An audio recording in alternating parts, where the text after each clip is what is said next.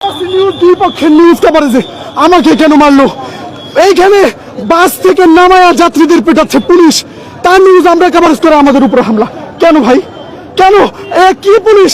এদের এক একটা দাড়ি উঠে না, বাচ্চা বাচ্চা পোলাপান। এরা পুলিশ? এরা তো পুলিশ না ভাই, এরা ইথিক্স বুঝে না। সাংবাদিকদের গণহারে পিটাচ্ছে, যা ইচ্ছে তাই বলে গালাগালি করতেছে। হয় ভাই, এটা রাষ্ট্র বাংলাদেশ তো এমন চাই নাই 5 আগস্টের পরে আমরা, এমন হইলো কেন? আজ ডিসি মাসুদকে যখন প্রশ্ন করেছিলাম যে আপনি আজকের এই হামলার ব্যাপারে কি বলবেন, উনি সাংবাদিকদেরকে তুই তোকারি করেছে, এই বিষয়টা কিভাবে বলবেন? না, ডিসি মাসুদদেরকে আমরা কোনো পুলিশকে তো আগে এরকম দেখিনি। আমরা তো 5 আগস্টের আগে খুব কম দেখেছি সাংবাদিকদের উপর হামলা। এখানে গণহারে সকলে একত্রিত হয়ে সাংবাদিকদের উপর হামলা চালাচ্ছে কেন ভাই? আমাদের অপরাধ কি? সাংবাদিকতা করা আমাদের অপরাধ? আমরা তো কাউকে মারি নাই, আমরা তো কাউকে বাধা দিই নাই। দুই পক্ষ সংঘর্ষ হয়েছে, আমরা নিউজে আসছি। আমাদেরকে কেন মারা হইল? কেন মারা হইল? ওখানে গণহারে মারা হচ্ছে।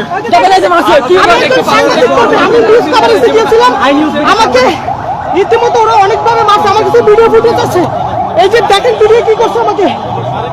এই যে দেখেন আমার পায়েও অনেকগুলো মারি দিয়েছে, কিন্তু আমি তো নিউজ কভারেজে আছি, আমি তো কোনো আন্দোলনে আসিনি। আমি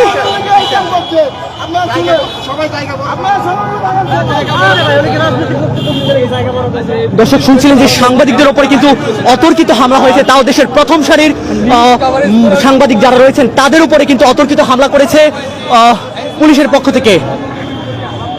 এই বিষয়টি কিন্তু সরাসরি এখানে যত সাংবাদিক আছি তারা সকলে এই মুহূর্তে একত্রিত হয়ে আমরা দেখতে পাচ্ছি আই নিউজের সাংবাদিক যিনি রয়েছেন তিনি কিন্তু মারাত্মকভাবে আহত অবস্থায় আছেন, তাকে পায়ে সহ সারা শরীরে অতর্কিতভাবে পিটিয়েছে। এবং আরো একটি বিষয় জানিয়ে রাখছি, আরেকটি বিষয় জানিয়ে রাখছি যে যেই মুহূর্তে আমরা ফ্লাইওভারের ওপর থেকে অর্থাৎ ফুটওভারের ওপর থেকে নিউজ কভার করছিলাম, তারা আমাদের ওপরে অকথ্য ভাষায় বলছিল যে কেন নিউজ কভার করছি, কেন ভিডিও করা হচ্ছে। এই ভিডিও করার অপরাধে তারা অতর্কিত